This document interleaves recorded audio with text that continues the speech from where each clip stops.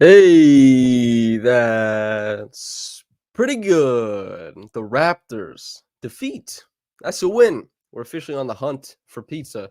There's a long, interjection between they defeat the Bulls 118 to 107. Super fun game. I think we got a lot of different types of performances. Jordan Wara, I think, is probably the exclamation point. It took him 7 shots to score 17 points. I think like an awesome game from Bruce Brown, who helped steady the ship on offense for the Raptors as like a high pick and roll player, not as the sneaky roller, which he has been in the past and was against the Bulls in his first game with the Raptors, but as a ball handler, kind of working his way down low for floaters and for layups. I mean, Thad Young flashing in the dunker spot, doing a good job there, giving you a little bit of playmaking out of the high post. Gary Trent Jr., who has been, I think, the second best or first best shooter in the NBA as far as like catch and shoot stuff. He's been like just banging triples. He goes 9 for 15, 24 points, no frills. The ball enters his hands, the ball leaves his hands. Dennis punches gaps, a lot of those like one pass away stampede cuts to get into the rim. Pretty impressive stuff. We didn't get a great Grady game, which is disappointing, like one shot in 20 minutes. I mean, that's obviously you want more volume. You want a few more things to happen. But he also had 4 assists, was moving the ball along. And the Raptors, for what it's worth, really figured out their defense, which I think was really in a tough place to start. And a credit to, stunting and making sure that they had, the requisite amount of court coverage to make sure that the Bulls had to kind of like test that. And the Bulls eventually stopped testing it with their drives. I mean, like Ayo Dosunmu, I think, had the most affecting driving game in this game. He goes 8 for 11. He goes 4 or 5 from downtown, but he's punching into the lane quite often. He finishes with 21 points. And that was something that the Raptors had a lot of trouble with early on. But I think that they got the Bulls to kind of like segregate their offense or separate it into 2 separate parts. And they started getting kind of like caught up, started getting clunky and chunky. And even in what was like a game that Scottie had difficulty initiating offense in, we have an offense that finds its way. We have an offense that attacks from multiple different areas, that finds its way as shooters, that finds its way as drivers, and a game where you rely on Jordan Wara, Dennis Schroeder, and Bruce Brown to kind of handle the bulk of your pick and roll possessions, and they score out of them. To talk about this game with me, Mac Cunningham, my dude. Hey, What's going on, brother? I'm just here, man. I'm enjoying the win. It's finally good to have a win So, to kick off the end of January. But yeah. if anybody knows our lore as pals who talk on this thing together, they might remember that you said when the Raptors lose, you stay up thinking about it at night. Is this like Oh a my good god. night's sleep? Yeah, I'm gonna sleep good tonight. I had some rough nights the last past week or so. Okay, so you gotta tell me what's the first impressions, man? It's a fun win with a lot of different like impressive performance down the roster. Well, the one thing that stood out to me and what I was really looking for coming into this game is how we can solidify what our bench rotation could look like once we're at full health. This was an opportunity for these guys to show what they're worth. Nwora came in, played a great game. Grady didn't score, but he did some good things out there. McDaniels resurrected himself a little bit. I'm surprised that I'm surprised he came in before Otto Porter. I don't know what that situation, like what's going on there. Um, I have no idea what's going on with Otto. I gotta be honest with you. It's yeah, I gotta like I gotta poke around. Like they're on the road right now, so I can't do it right now. But I gotta poke around about that because I find it so odd. Like they had that video that came out on social media today where he's like banging triples against Gary in their competition, hmm and I'm like, I know this happens quite often. Like if you see the end of practice or stuff, you see Otto like participating. There's like that game, maybe it was December 5th, where afterwards Darko is like, he's a part of the rotation, and then he just isn't. And yeah. so I don't really know, but to be honest with you, it's Otto's last year in Toronto. Who knows how eventful it will be for him outside of just being like a vet. But Wara basically ate up minutes that Otto would have otherwise, and he is still shooting the hell out of the basketball And I got to get your thoughts. Is he a guy you liked pre-draft or something way back in the day? I bet you got an anecdote for me. Nothing offhand right now, but I did like what he brought when he was with Milwaukee. He just a microwave scorer. We needed that, and he's more shiftier than I thought he was. Right, he can get the ball. That split. Yeah, he split and he kicked back. Yeah, Yeah, he almost punched that man. Oh my god. like he's crafty, and it's showing me what this team is trying to get to. Right, this era of Raptors basketball is somewhat more invested in pure hoopers than it was with the pure athletes. Right, the basketball IQ is a little bit better as far as people processing what's going on the floor, playmaking for others. I know turnovers and stuff happen, wild passes, but at the end of the day, I like the mindset of the players that we have as a collective this season. It's I don't know about the pure hoopers corollary is not one that I've ever, I've never looked at it much, the game through that lens that much, but I certainly think that like with Wara, with Gary, with that's mostly the guys who, well, Wara and like Emmanuel Quickly, let's say now, even though they haven't really played a game together, there's more pull-up shooting on the team than there was before. Like Wara being able to come off like the screen, kind of go into like that tween for a half second, and then like this big nasty snatch back into a 4-point play. I'm like, who the hell are you, dude? And I know like everyone is gonna say that like he's been a bucket, he is this guy. I'll just say he had like in 62 games with the Pacers last year, he had like 5 of them where he scored 17 or more. And he's done it in both of his Raptors games. So like, while I understand Wara has a scoring package, it has been able to do it in the past. These 2 games where he's shooting, check the notes, like 60% from the field and like an insane amount from 3. I don't think that's the norm. But at the very least, it's really nice to see. I mean, at the same time with the Pacers situation, we got to be honest, they're a little bit deeper than we are. So those opportunities weren't there for him, especially the type of looks he's getting, right? Last year, not quite as deep, but certainly there's like, well, I don't know, you can score on the Pacers. Like, I mean, this at least this year, yeah. Even last year, they like had a decent offense as far as I remember, but not to belabor that point that much. The point is, he's playing well. He's giving you kind of, this is what I thought about when I saw in the preseason all those years ago when Svi Mykhailiuk took like a blitz in the pick and roll and like took a negative dribble out of it and then like went behind his back and then threw like a lefty live dribble to the roller. I was like, who the hell is this guy? And it was preseason and it never materialized in season. Jordan Wara was like, I will materialize many times over the course of this game and you'll like it. And I have liked it. Awesome to see, because that's what I talked about with Caitlin Cooper. She said that he had one specific play that he ran very successfully for the Pacers. It's like a high screen situation that he's able to create looks out of as a scorer or as a playmaker. And, there's been quite a few situations where Wara's been able to like score for these Raptors, take advantage of space, take advantage of having the ball in his hands. And then also to see that like that's been the case for RJ Barrett. That's been the case for Jordan Wara. Gary Trent Jr. is also getting some more of this stuff. The continuous motion offense and like continuous screening, it's been something that they've been working to implement. And it's not like even at 118, this wasn't the craziest offensive game. And they've had trouble offensively lately.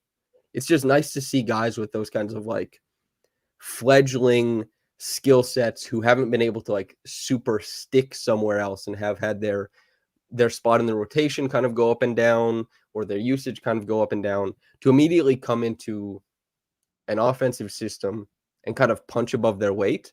That's really important because you don't survive the regular season when you are a good team. And the Raptors aren't really a good team right now, but you don't survive the regular season over the course of it by just having like an uber amount of talent and everyone does what they're expected of. You need some people to punch above their weight.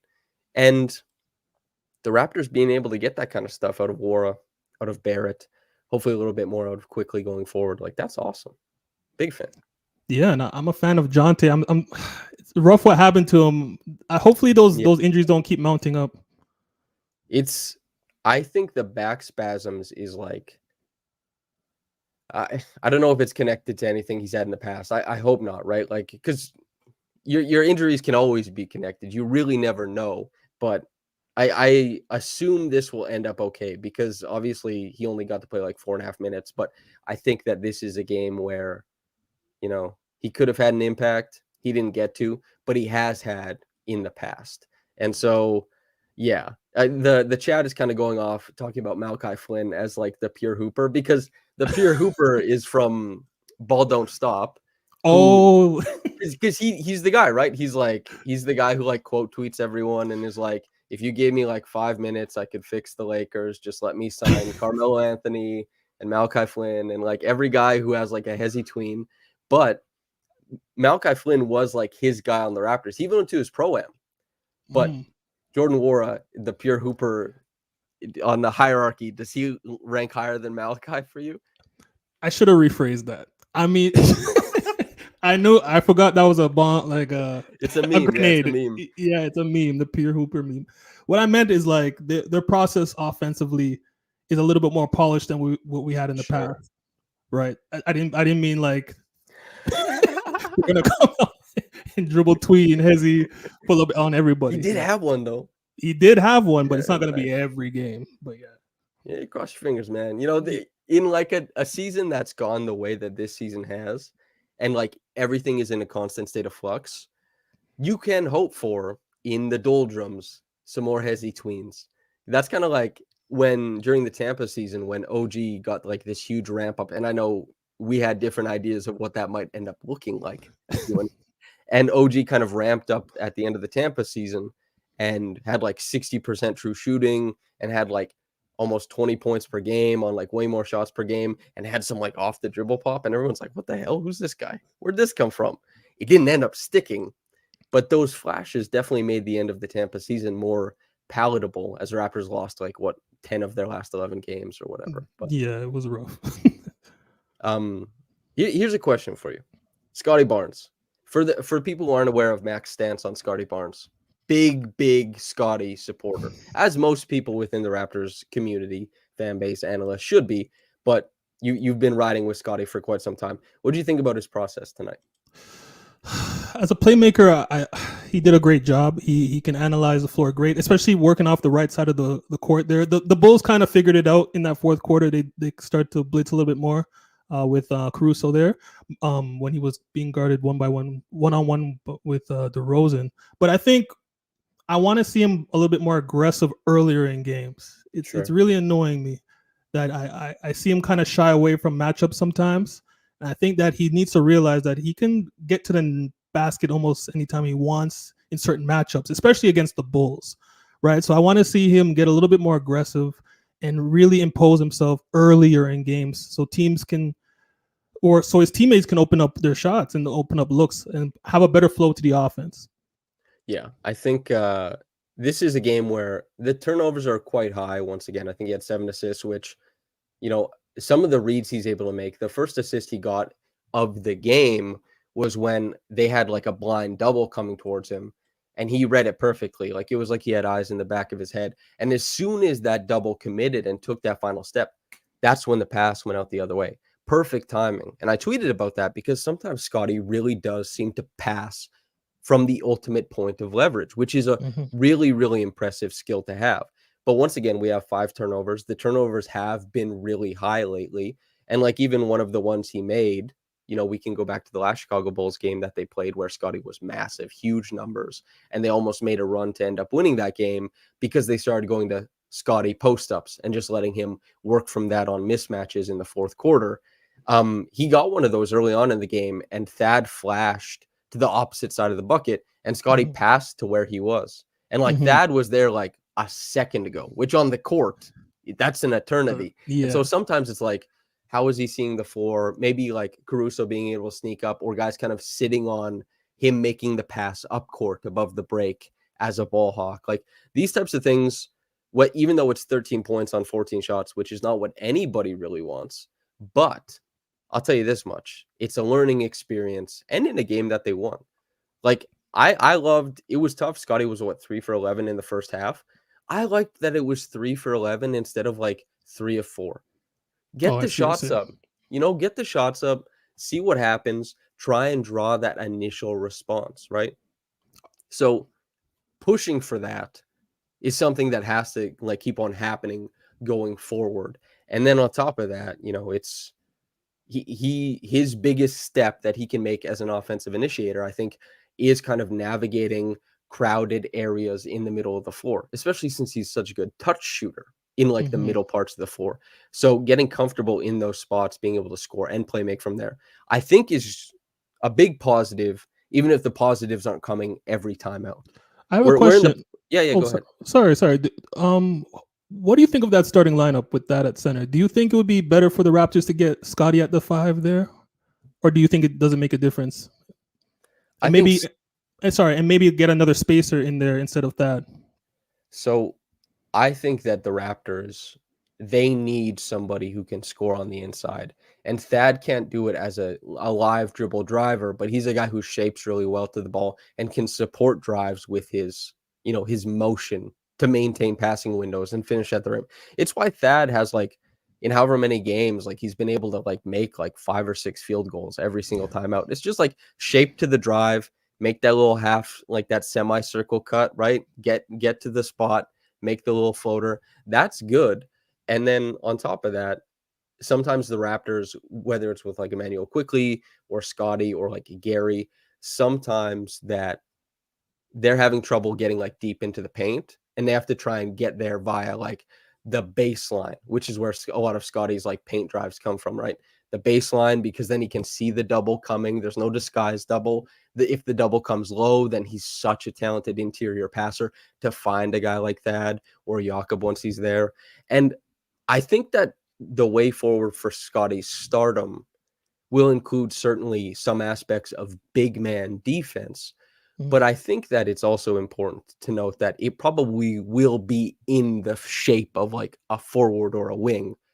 And I would like for them offensively to continue to give him reps there. So whether it's that or Jante, I know that's super underwhelming. Hopefully it's Jakob soon. But I think it is important for like just a third year star on the rise to get like those types of reps, because his initiation is what kind of swings the future of the Raptors. Because if Scottie can be a big star initiating wing, then a guy like Emmanuel Quickly is suitable as like your main point guard, right?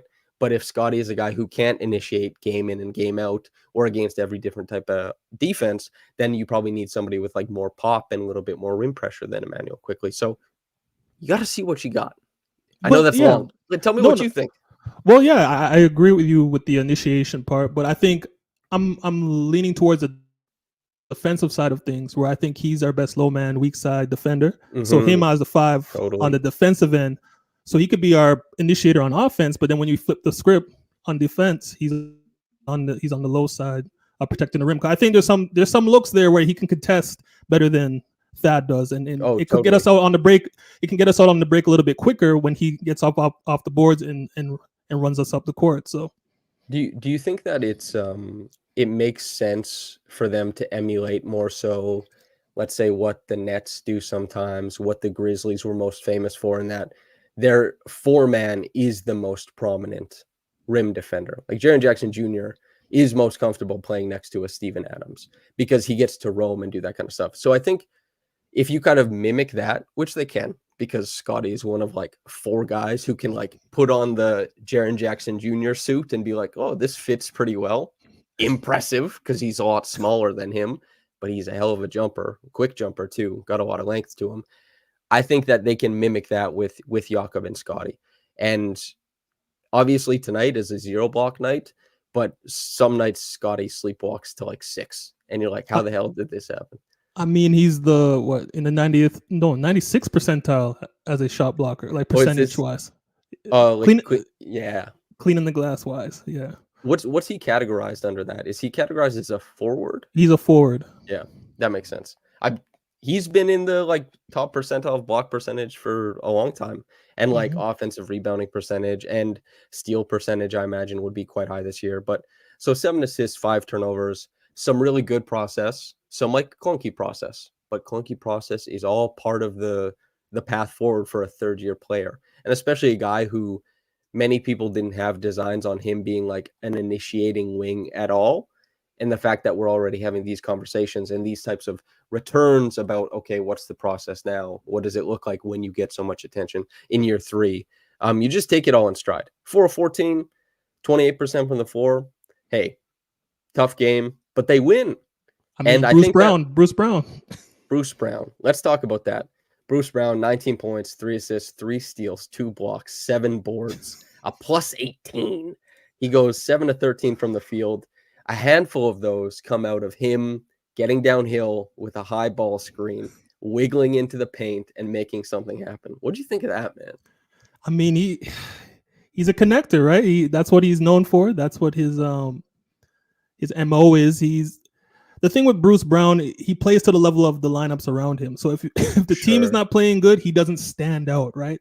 When we start moving the ball, that's when you see him putting in work. And I'm glad that he put in this performance. I don't know where he's gonna be in the next week or so, which is weird, right? It's a weird situation. He's starting right now. Yeah. But yeah, I wanted to get your thoughts. Do you think he stays? And if he stays, do you think that's somebody you like on this team long term? Especially if you're thinking about Gary Trent long term later on. I think that he won't stay. That's my feeling on it. There's no sourcing behind that. I don't know anything more than like what has been reported around Bruce. I think he probably doesn't stay on the Raptors past the deadline. If he does, however, I think that, like, as you said, playing up to the level of the guys around him, he is an enhancer on the floor. That is who he's always been. There's a reason, like, he could just fit into the starting lineup of a championship team. And that's a hell of a thing, by the way. Like, the Raptors, they maybe have 2 guys on the roster currently that have that.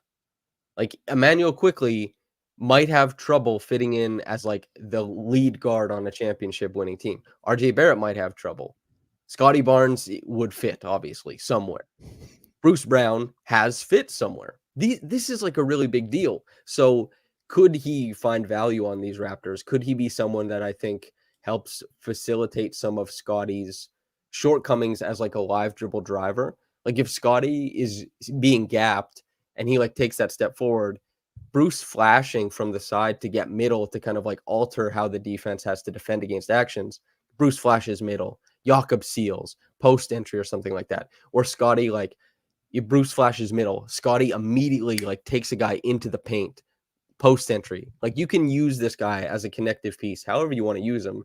And while he hasn't shot the 3 ball super well over the course of the past, like however long, there's like some spacing to his game, even in the traditional way, but in the like non-traditional way of a guy who's cutting, dragging, changing the complexion of the defense. He can help move and shake things for Scottie. He could do it for Quickley. He could do it for Barrett. So there's, of course, going to be utility there. Is there probably, like, on the whole, you have the 20,000-foot view, you step out, the macro look. Is there more utility for him to, like, go somewhere and be like, I'm here to help you win a chip? Probably. But if Bruce is here, I think people will like him a lot. And in the conversations I've had with Bruce, I thought he was, like, awesome. He has, like, a great approach, and guys like him. And if he's here, they'll be happy to have him. And if he's gone, fans will be probably happy to see what has returned, what the return is for Bruce, if that makes sense.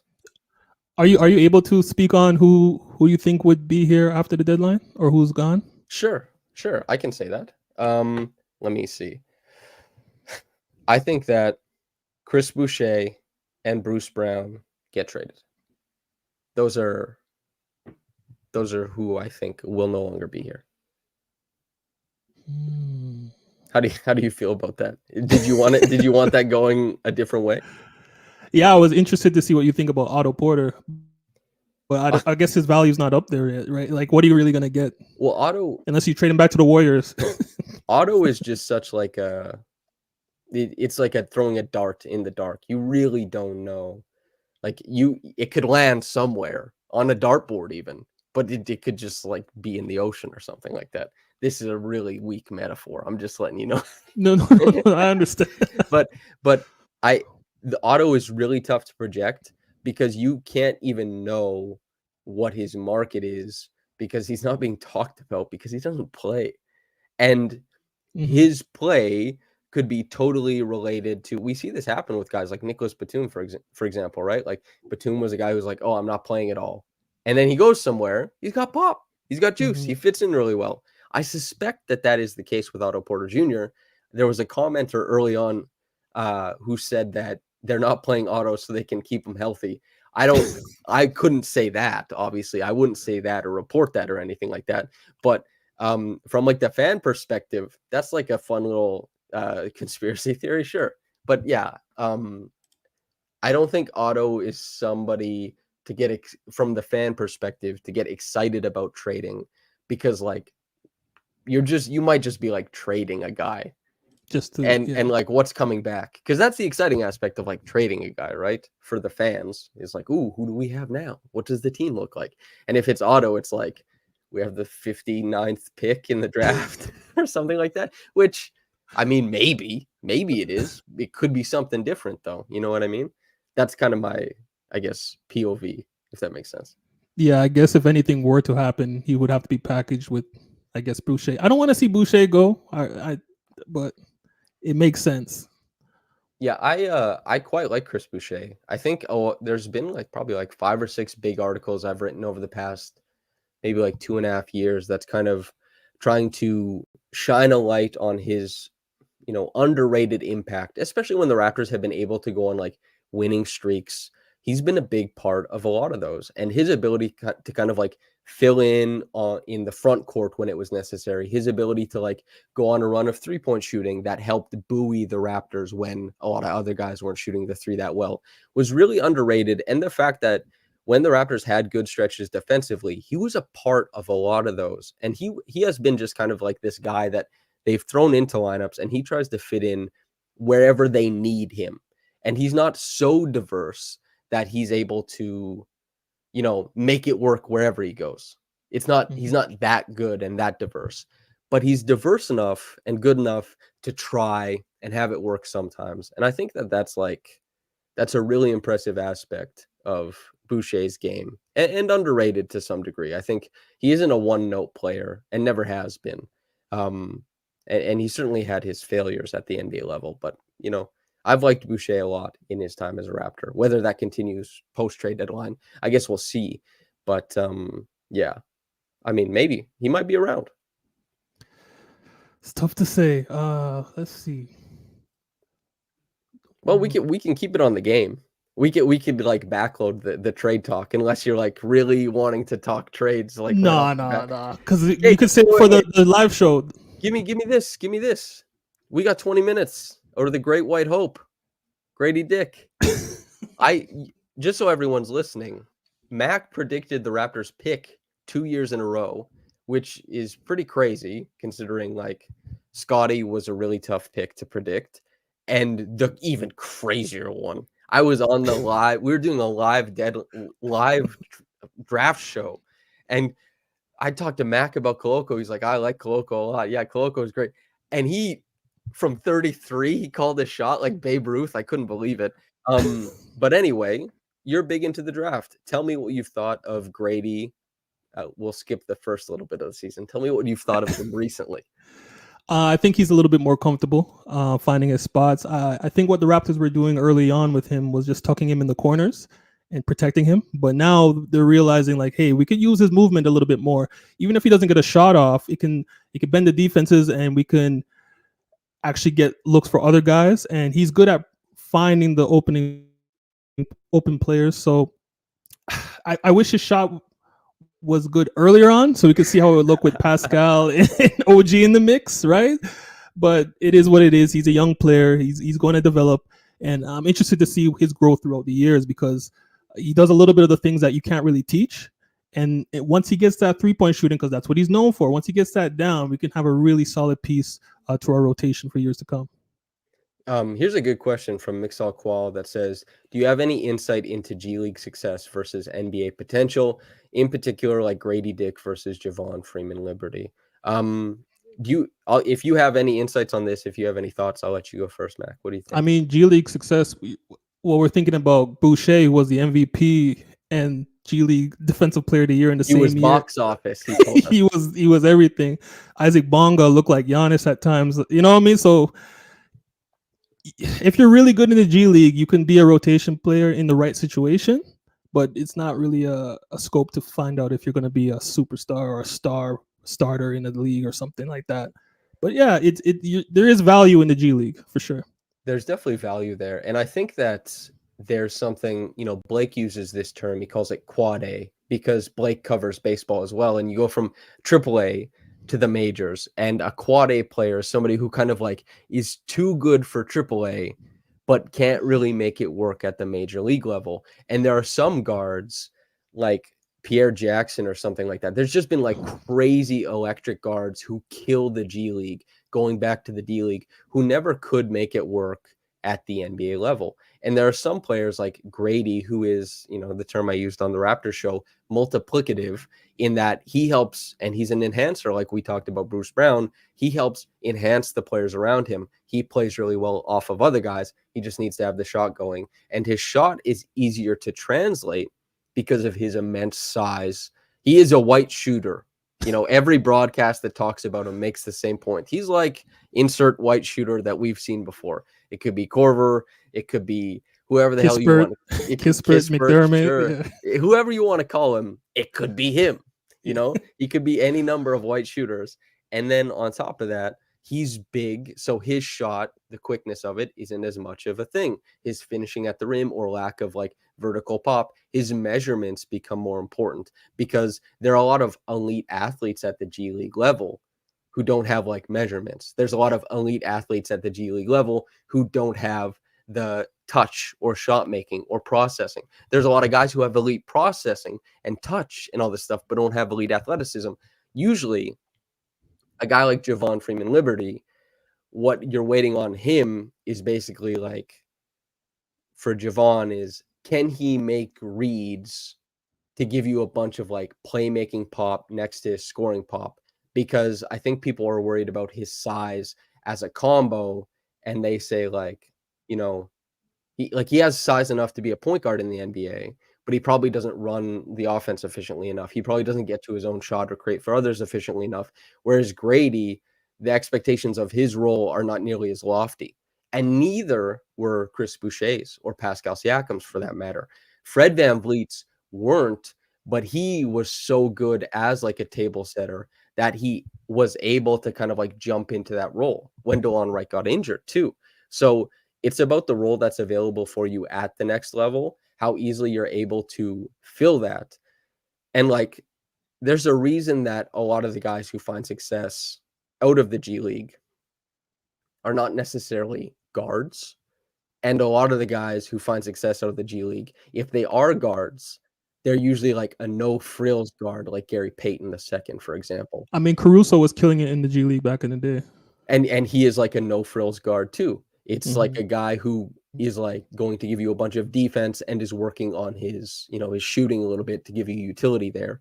And that's like a very interesting aspect. Fred is kind of a unicorn from that. I'm not saying Fred's a unicorn. I'm not saying he's Wemby or anything, but as far as like the G League jump to an all-star initiator, pretty huge. But Grady, his measurables and his size just makes it like a lot easier than Javon. And Javon, I think, is like 10 times he's been 10 times the G League player than Grady's been, because Grady's actually struggled down there.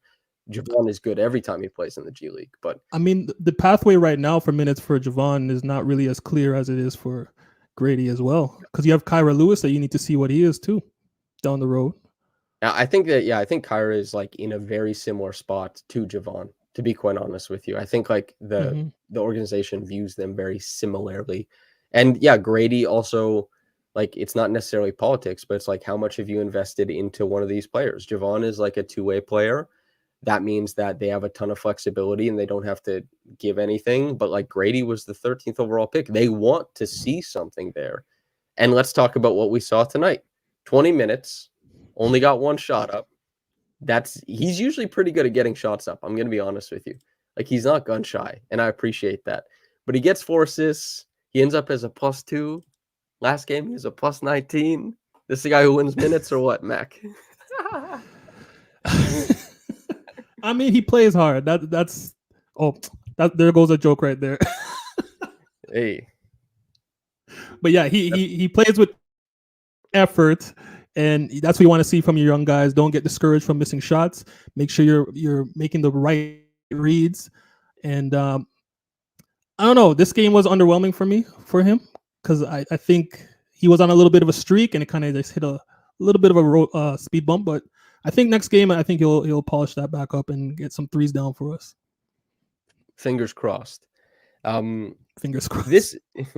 This game, I kind of want to talk about it defensively. The Raptors figured something out with the Bulls, and I think a lot of it is being able to stop the drive. There was a play early on. I don't know if you saw it. I couldn't believe how bad the defense was. It was on the left wing. And you know this very well because you watch college and you watch the NBA. They're side, top, side action. Side, top, side. Corner three. Usually in the NBA, what precipitates this is a drive to collapse the defense. Drive down the middle, collapse, pass to the corner. The defense starts playing catch up. You can see the whole defense move in unison as they chase around the arc. And it goes side, top, side. The ball moves faster than the players, of course. In college, just like ball reversal. And these college kids get like lost in the sauce of being like, whoa, look at the ball move. The Raptors actually got beat that way. They got beat on a ball reversal and gave up a 4-point play. I was like, what the hell? You guys, please. This is not like, you're not like Gonzaga versus like Gardner Webb or something. What are we doing here? Which quarter was that? I got to look that up. I think it was the first quarter. Oh, okay. And so it was bad. But they actually ended up figuring it out. I think that Scottie kind of roaming the paint as a threatening guy, even with 0 blocks in this game, was helpful at the bottom end of things defensively. But also I think you get like almost 38 minutes out of Bruce Brown. And Bruce Brown was actually like, you know what? Tonight I bring the hard hat. I bring the lunch pail, and I'm like ready to provide court coverage, a little bit of point of attack juice. Jordan Nwora, I thought was good, or Nwora, sorry, was good in his minutes. Dennis had more point of attack stuff, and something that has been, even as Dennis's point of attack stuff has waned this season, his closeouts have always been quite good. Controlled closeouts are kind of a specialty of his. Thad operating on the inside is like a stopgap. They found a way to defend. And honestly, Vucevic wasn't able to give them that much trouble down the stretch. They figured it out. Were you surprised to see that happen at all? Because it didn't look early. I was very surprised that they were actually getting some good defensive possessions all together back to back. Vucevic may not be the, I don't want to bash him, but he can make it easy for you sometimes with his play. He might not. Yeah, I don't want to say too much about his game, but that's a lot of bigs in the NBA have trouble like game to game, even if they're talented. They have trouble game to game, kind of like inserting themselves into the offense. And it wasn't super easy for Vooch in this game. It was the last time they played. I mean, he killed them, and it just wasn't the case tonight. And like some bigs are like that, right? That might be underwhelming as an answer, but sometimes players are a little bit more passive. DeRozan really tried to like turn the offense. He wasn't passive at all, but just because of the Raptors being able to converge on him, he only gets 17 shots up, and he tries to like move them forward. He gives them 25 and 5, but the Raptors are like, we can help off of guys and then catch up. And they're not going to they're going to do some catch and hold stuff. And if we stunt to the lane, they're actually not going to punch through the stunt. They're going to veer away on their drive and reset above the break.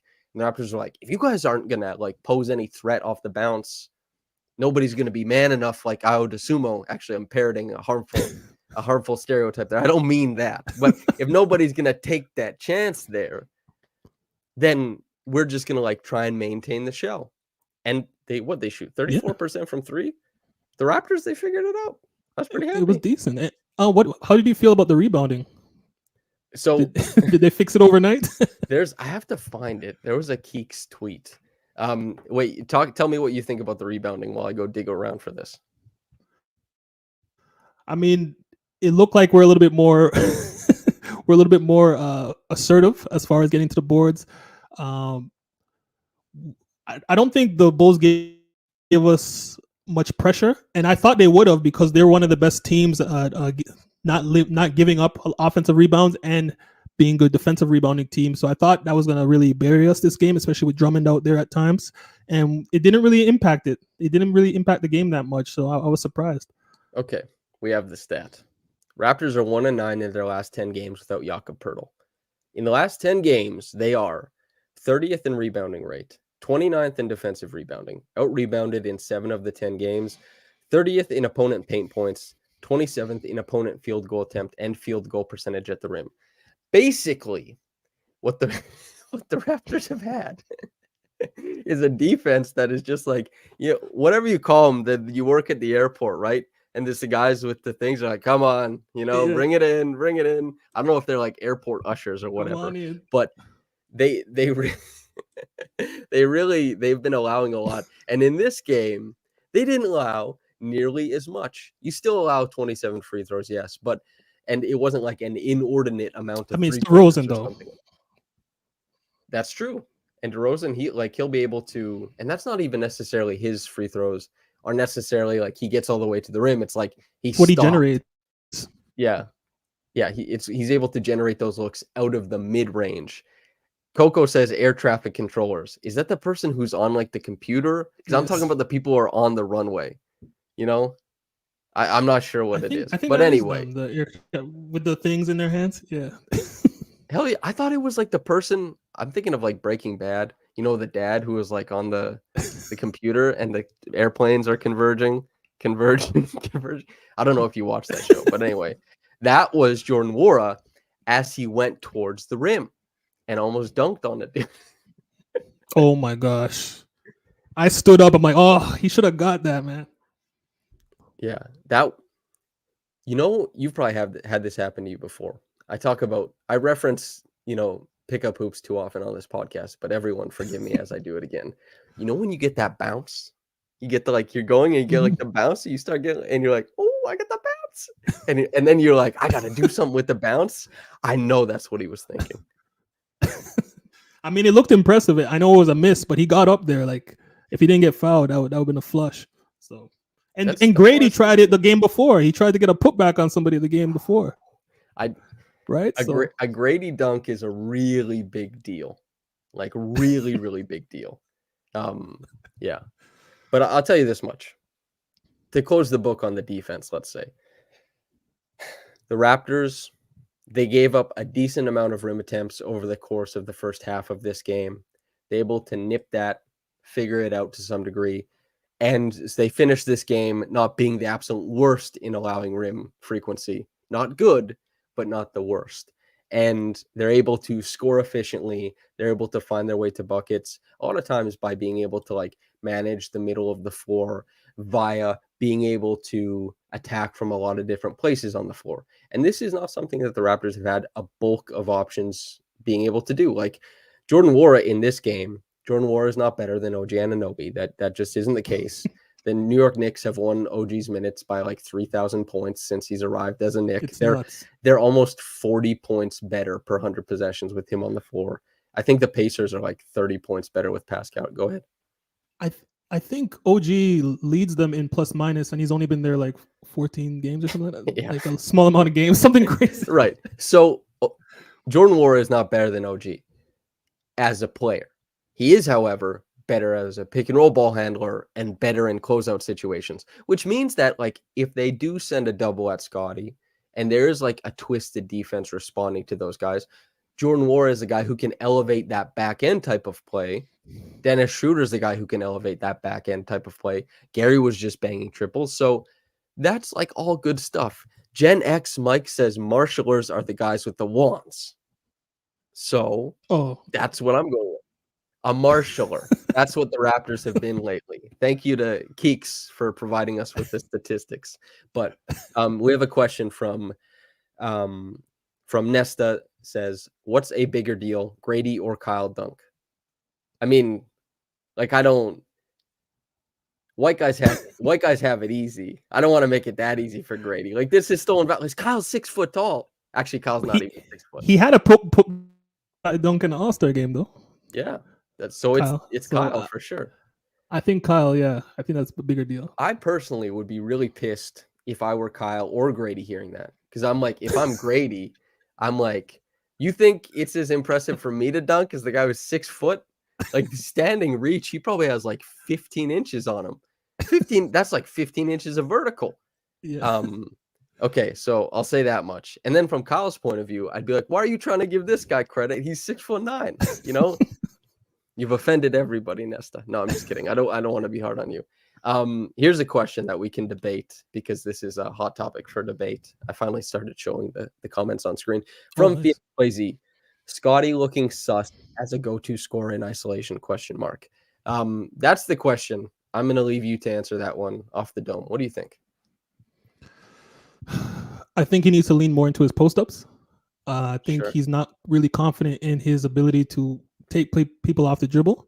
I see many opportunities where he can, like early in the first, like Caruso was on, and I'm like, yo, post him up, like don't be afraid of this guy, and he would like settle for a jumper or he'll just pass it away and walk away nonchalantly. So yeah, I could see. I don't know. Maybe he has the ability, he's just not confident in it yet. So yeah, it is looking sus as an isolation scorer. That is. So Scottie, I don't have the synergy stats on me right now, so we're getting the numbers without passing. This season, he's been 20th percentile as an isolation scorer in the NBA, which obviously is not very good. But as far as him being able to score, he's been a very successful high leverage scorer in the NBA this season and over the course of his career. And I think he's also somebody who has been able to kind of like wiggle and smash his way into his own buckets when the time comes. Grimy, late game basketball possessions where things go off script. I think that's a big deal.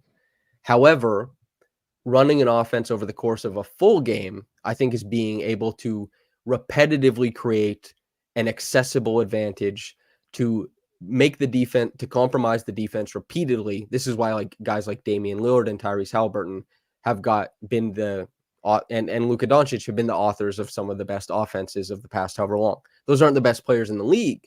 And especially a guy like Dame or Tyrese, I think there are significant limitations to them being able to like get to their bag in clutch time all the time. Dame has some big shots. So does Tyrese, but there's also times where like really good defense can hamper them. And Scottie is a guy who, no matter what kind of defense you throw him at him late, I think there's a real tangible ability for him to kind of just like get the ball up and have it roll in. Like quality, let's say. You know, whether you want to call it clutch, Mamba mentality, whatever you want to throw at the wall, see if it sticks. But being able to like provide a formulaic advantage repeatedly in the half court. He's not there and he's not close. But he doesn't have to be, and he'll get the possessions to keep working on it. Now, as far as that relates to him being like a go-to scorer in isolation, I think that he will figure it out. Now, does that mean he's going to be like a star in isolation? I'm not so sure, because a lot of isolation guys aren't guys who always get to the rim and always make touch shots. Usually they're guys who can like, you know, hit a step back three quite often. Guys who can like very comfortably, if a guy's sagging, fluidly pull it from like 18 feet or something like that. Like real Kevin Durant hours or something. Scottie's a long ways away from that. And the 20th percentile isn't exactly great. But I do think that there's a lot of stuff there for him to work on. And even if there are statistical markers that aren't that friendly to him now, again, it's like third year stuff. Micah Zions also comments, doesn't RJ weirdly never dunk? Question mark. I've seen RJ punch like 3 dunks every game as a Raptor. So while he does finish a lot of layups, he has been dunking a lot. Now, standing dunks, no. But like running dunks, blade cut, transition, that kind of stuff, like even a pick and roll possession, he's had a lot of dunks. That's kind of my takeaway from the I mean, Scottie he's stuff. good at finishing around the rim. As a Scottie, Raptor, he yeah. does, man. Again, yeah, he's good at finishing at the rim. With RJ, but with Scottie, just stay in the post, stay inside, stay around the basket. You have a good touch around there. You're a good playmaker out of that mid to low post area, high post, anywhere actually. So just stay to your strengths, stay aggressive, stay assertive, and everything will fall into place in the off season when you can really build your game. Yeah, and I think that there's like maybe a good comparison here, not in that like Pascal and Scottie are meant to be compared, but just maybe a little bit more, I guess, compassion for Scottie as he works to become that level of guy who just like creates something in an instant. Like Pascal turns 30 in like maybe a month or two. It took him, you know, his third year, he was mostly like attacking in straight lines in transition. There was some isolation stuff, particularly in the finals when the Warriors were flattening out a lot of pick and rolls. Kyle would make the lob pass over top to Pascal. He had to create in space, that kind of stuff. That was good. His fourth year, as he made the jump to All NBA, he incorporated like a bunch of like pull up three-pointers, which obviously didn't stick around forever, but he had them in that season. He was driving in straight lines. He was quicker than like every power forward or center that guarded him. A lot of what made him successful in 2018-19 was successful in 2019-20. The change that came in 2020-21 was Pascal becoming a player who comfortably worked in the middle of the floor. And this is something that I've talked about a lot. This is something that Earl Watson recently talked about, I think maybe a few weeks ago on television. This is something that Caitlin Cooper is talking about now that she's covering Pascal. Pascal is ridiculously good at keeping a live dribble in the middle of the floor and not letting a stunt or a double force a pickup. And that comfortability in the middle of the floor is the most dangerous place to be. That comfortability took years to develop. And just like DeMar too. DeMar, exactly. Just like Kyle, for example, who had a late career resurgence because of his comfortability in the middle of the floor and is still dangerous as an older guard because he's so comfortable in the middle, a very dangerous spot, a spot that defenses aren't exactly sure how to respond to a lot of the time. Scottie is getting the reps and making the adjustments and having the failures he needs to have in year 3. That comfortability is really hard to come by. Jalen Brunson is a guy who by year 3, he was like, okay, I'm ready to like maybe make that leap to the Knicks, head out. He hadn't fully harnessed it yet. And he's got it now to the tune of like 27 points per game. It's a very tough thing to develop. I think Scottie has the acumen to learn it. I think he has the natural physical abilities to dominate that space. And as Phoenix Play Z said, Jokic touch to like be able to make shots from there. I think there's like a lot of room to succeed there. I mean, and he doesn't have that part of his game, and he's still giving you 28 and 5. He can eat on so many things that don't really require, like that's kind of what it's been, right? Is that the first 2 years with the Raptors, Scottie was just like a vacuum cleaner for any and all loose ball opportunity, offensive rebounding, transition, cutting, maybe like a few isolations. Because when I was like covering every single possession of his for that big piece I wrote in his rookie season, he had a really great season in isolation. Now his isolations aren't coming against the 4th or 5th best defender on the floor. They're coming now against the very best defender on the floor. That's an adjustment in itself. In year 2, he has been able to, like in year 2, he saw people, he went from like the 4th or 5th best defender to maybe like the 3rd. He took the guy OG was getting maybe. And then he also saw that like secondary help was more attuned to him. So that's an adjustment. Now, secondary help is like, where is Scottie all the time? And he has the best defender on him. And like Nesta pointed out, it's like Caruso is in his space the moment he crosses half court. It's like taking in that flow, that change, that you can't respond to something until it hits you. And Scottie wasn't getting all of this stuff. Caruso would have been on Siakam if he were here. And he was and he stripped him that game. Yeah. And he did on that in that overtime game, and then went down to the other corner and hit the 3. But it's just like he's now getting the chance to respond to those things. That comes with struggles. And I'm not trying to be like cope and give like, you know, Scottie like a bunch of excuses or anything like that. But a young player deserves like nuance and context and like, yeah, sometimes excuses. And the excuse is like young learning. I mean, there's like 3 players in the past however long that were all NBA in their 3rd season. It's tough, man. And they're not winning that many games. They won tonight. Hell yeah. But like Scottie making those steps is like a slow crawl to become, you know, the inevitably great player that he will be. But yeah. Well, sorry, Scottie, for picking on you earlier then, saying that you need to be more aggressive. Well, that's fine too, because you want to see the process. You want to see beginning the process. And Scottie needs to be more aggressive to initiate some of these things so that he can learn from them. Because some players do stagnate and do get comfortable with that level of like defensive resistance. Their games can become maybe focused more so away from the rim. They can kind of lose some of the tenacity, that bully ball that made them work, all that kind of stuff. Players have had that happen in the past. Scottie is a guy who tries a lot of stuff. And Yeah. We've seen games where he is incorrigible in the way that like a defense will say, hey, we're teaching you this thing. You're not supposed to come in here. And he's like, I learned that I can go wherever I want, actually. And so I will be going there. And it's just like finding that approach game in and game out is a big part of it. Like Darko talks about this all the time. This is something Nick talked about too. Nick talked about how Scottie was like the best passer and playmaker on the team, but he needs to put himself in more dangerous positions to realize how great that passing and playmaking is. And that's like the truth of it. Once Scottie like fully harnesses his scoring bag, and then you just get like a bunch of these like proactive and reactive playmaking reads, then like 6 assists is going to look like baby numbers. That's first half numbers. Yeah. So Micah says it felt like it took Pascal, it's not here, but I'm assuming you mean like some number of years to get great at reading and manipulating double teams, for what it's worth. Yeah, it was like a year and a half for him to make a full transition there, and working in the middle of the floor. So Phoenix Plays E says, I'll ask a real question. If the SpongeBob universe was real, who would be your starting point guard on basketball team? It would be like the jacked lobster guy, because that's like Scottie Barnes of the SpongeBob universe. He's like this big jacked guy. He could be point guard, sure. I was thinking Sandy. A little bit of quickness. Yeah. Oh, she's jacked too, actually. Yeah. And she does like karate and all that kind of stuff. Yeah. Damn. Cooking. That's pretty good. Where would you put, if you had to place Patrick Star at a position, where would you put Patrick Star? He's the 5. Dirty work. JYD.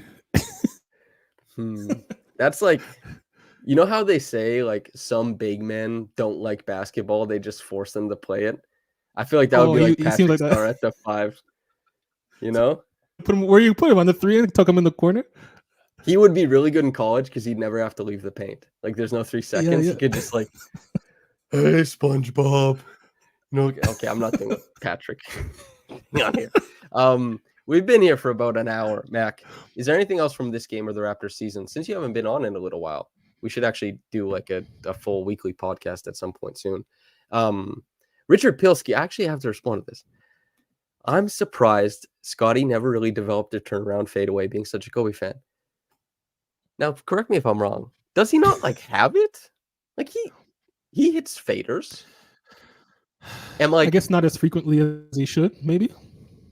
But he shouldn't be shooting that many faders because he can shoot over people. He's a big guy. He's a big guy. He's bigger than a lot of people. And he's like, that's one of the like defining features of Scottie's driving game and finishing game, is that he's able to like go up and over people and still maintain touch. But I think, sorry, I don't mean to pick on you, Richard. I just like read this and I was like, but he has a fader, I think. Now it doesn't look nice, but it goes in. Does he turn over both shoulders, or have you seen him use both shoulders? Yeah, he's turned over both shoulders, 100%. But here's the thing. Yeah, Richard says he's got the size to get that shot off against anyone like Dirk did. That would be tremendous if he's able to bring that. Not I don't even mean to the level of Dirk, but like even if you exist like well below Dirk, you got a hell of a shot in your bag to go to, certainly. Yeah. Okay, Mac. The floor is yours. Is anything interesting you in the Raptors world lately? Not much. I'm just anxious to see this team actually just be set for the rest of the season, so I can actually like be excited for players and what they can be for us in the future. Because right now I don't even know who's going to be on our team in the future. Like, the top guys, the BBQ lineup, but I'm just excited for the trade deadline. That's what I'm really looking forward to. Okay. Tell me this. You're a draft guy. The Raptors might have 4 first-round picks. Depends how this Bruce Brown things go. Who do you like? Give me like 2 guys at the top end of the draft and 2 guys around that Detroit Pistons second rounder that the Raptors are getting. One guy I really like is Cody Williams. So Colorado. For anybody listening, that's probably who the Raptors are. No, if he might go top 3 if he keeps messing around. He's J-Dub's brother. Yep. Jalen Williams on the Thunder. So he's good. I like Robert Dilling. I liked Robert Dillingham for like 2-3 years now, and he's been shooting up the draft boards. You know what I need to get you? Because you honestly, you deserve like a present from me or something like that for all the podcast appearances, like a little payment. But there's a shirt. It's a meme. It's like an old white guy with sunglasses and like blown out hair like Jack Nicholson is wearing a shirt that says, "I liked what you liked 5 years ago." And that's how I always feel. Like I hear about these up and coming like draftees, and you're like, "Oh yeah, I met that kid when he was like his dad was taking him for ice cream, and the way he held the cone." I knew he had like good touch going forward. Like like you always have a story. Like Keontae George, I seen him at like 12. He was the best kid in the gym. Yeah, I saw him at the 3-on-3, and everyone was shocked in the global jam. But yeah, he was good. And another guy who's a good project center. He's been injured, but he's back now. Is Aaron Bradshaw? He's a later first type of pick. He was supposed to be mid first, but he's sneaking down to the end of the first, maybe early second. So that's another guy to look out for.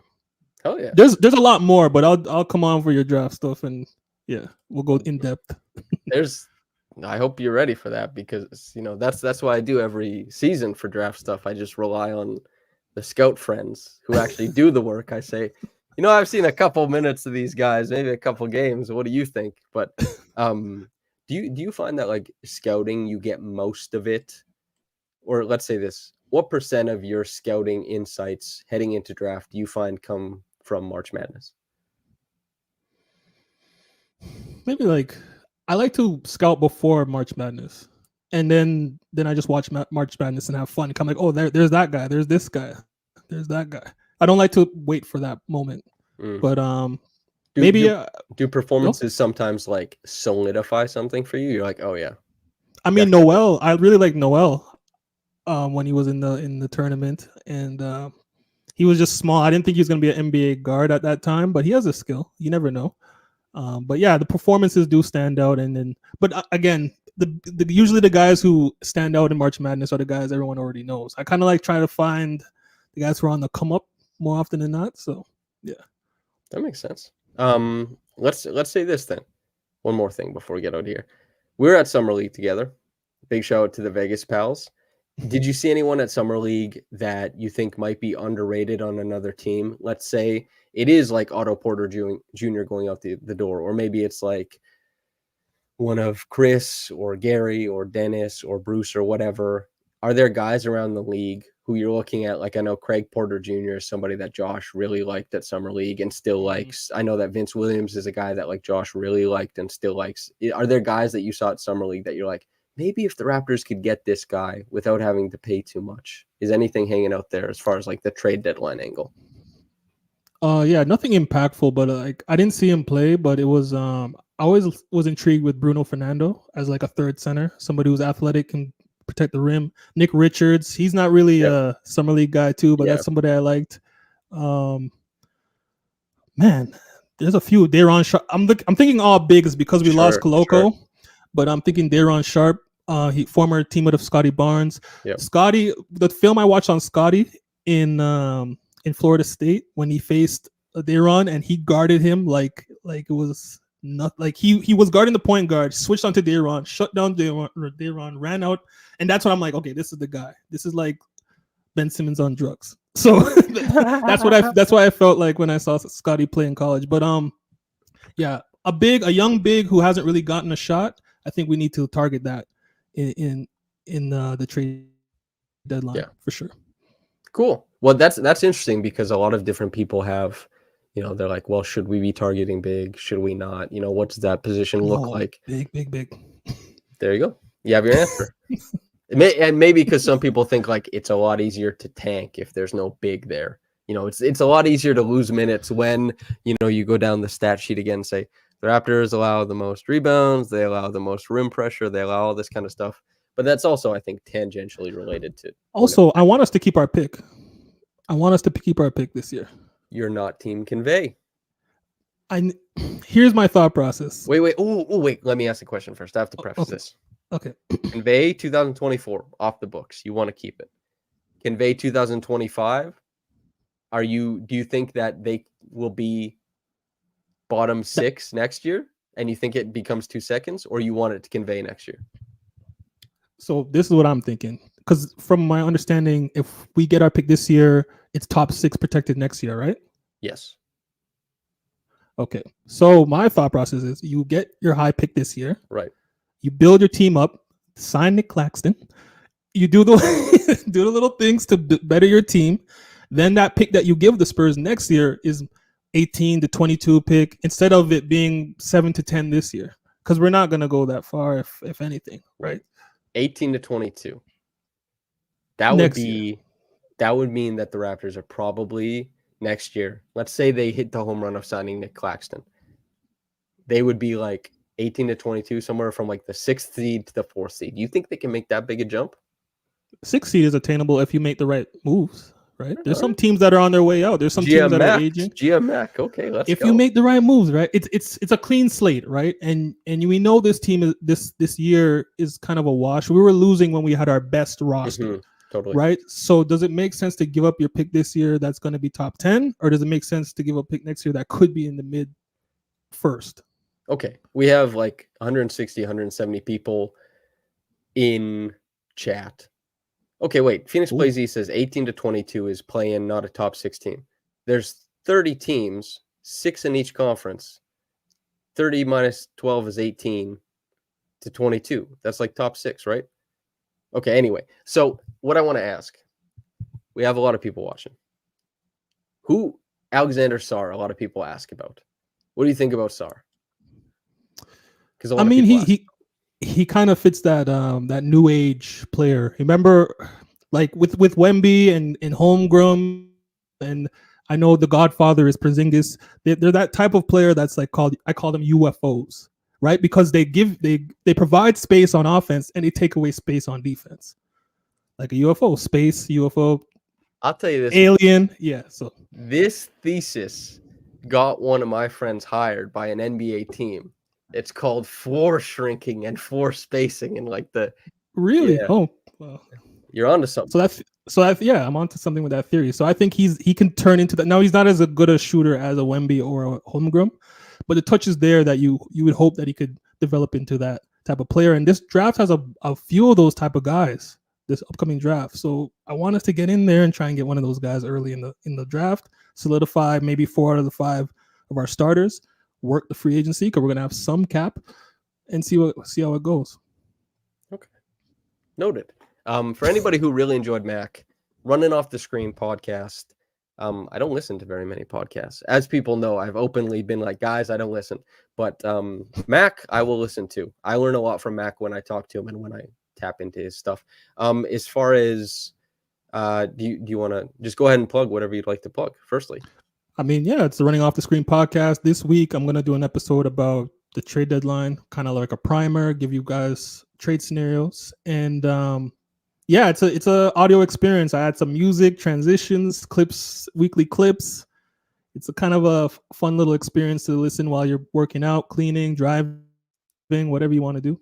And it's a fun listen. That was something I noticed with Mac's stuff. Immediately, I was like, "Oh, this guy cares about quality a lot." Like it jumps off the page, you know. Like I think when I looked at, when you were doing video podcasts initially, I was like, "This looks awesome," and then I looked at my own stuff. I was like, "That's just me and a webcam, bro. I got nothing going on." I was like, "This is terrible."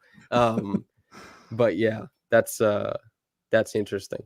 As far as myself, listeners, I guess for the people, I forgot to say it when we had the most listeners at the point, but like the video before you get out of here because it's free.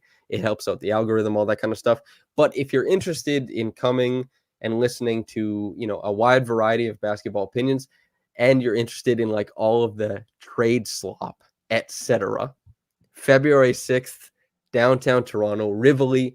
Last year we sold it out. Go get your tickets now. On the panel, if I can do it quickly, Joseph Cassidy saying, "Do the plug." Thank you. William Liu, Blake Murphy, Lindsey Dunn, Imana Don, Andrew Damlin, Brandon Leftwich, Esfandiar Berhaney, Trevon Heath, myself, Louis Atzman. We'll have a one panel that is basically like trade speculation, vibes so far in the year, overall direction of the team, a lot of similar talking points to what Mac and I have discussed tonight. And then there will be a panel that is focused and kind of built around Brandon Leftwich, who is a coach with the Raptors 905. He's a developmental coach, has worked a lot with the players down there, including Grady and Shante. A panel about kind of like development, the inner workings of the organization, all of that kind of stuff. That one will be hosted by Lewis. It will feature Blake, Brandon, Andrew Damlin, and Lindsay Dunn. And that should be really good because Blake has been so closely tied to the 905 forever. Brandon coaches there. Lindsay Dunn is the sideline reporter of the 905, and Andrew has covered them extensively and has done play-by-play and color stuff. So a lot of great 905 stuff. And then Will is the most popular basketball talker in Canada, so he should have a lot of fans, that first panel. And then, me, Amon, Trey, and S, we're no slouches either. Hopefully you enjoy it. Last year when we held it, a lot of people came out, enjoyed themselves, of course, but also not just for, listening to the panels and that kind of stuff and getting to do Q&As, but also hanging out afterwards and just getting to talk hoops. I literally didn't get a break. We did 3 panels last year. I didn't get a break in between any of them because the 10 or 15-minute intermission was just people coming up and wanting to like, hey, I think this, and just talk. And that's something I want to be able to do with everybody because we're just talking hoops at the end of the day, like myself and Mac. Anything you want to say before we get out of here, man? I'll see you at the 3-on-3. I think I'm gonna fly down and hell yeah, cheer you guys on. I'm not gonna play. I don't want to lock you up, so I'll let you do your thing. Honestly, we went to the gym together. I don't want any problems, man. Okay, I don't want any problems. We're in that gym together. I seen you move some weight, bro. So yeah, I'll steer clear. Thank you to everybody for tuning in. Once again, make sure to like on your way out. If you feel so inclined to subscribe, that's free as well. And there is a version of this where you can subscribe with money over at raptorsrepublic.com. It's how we support the website, make sure that people get paid, all the good stuff that we try and do as Yahoo Sports Canada is closing up shop, as Sports Illustrated no longer exists. Raptors Republic is fighting the rising tide against it, and the subscription model is how we do it. So if you have the means and the inclination, feel free. I've been Samson Folk. This has been Matt Cunningham, my dear friend who will be on more so in the future. And thanks for listening, whether you got into this in the morning or at night. Have a blessed day and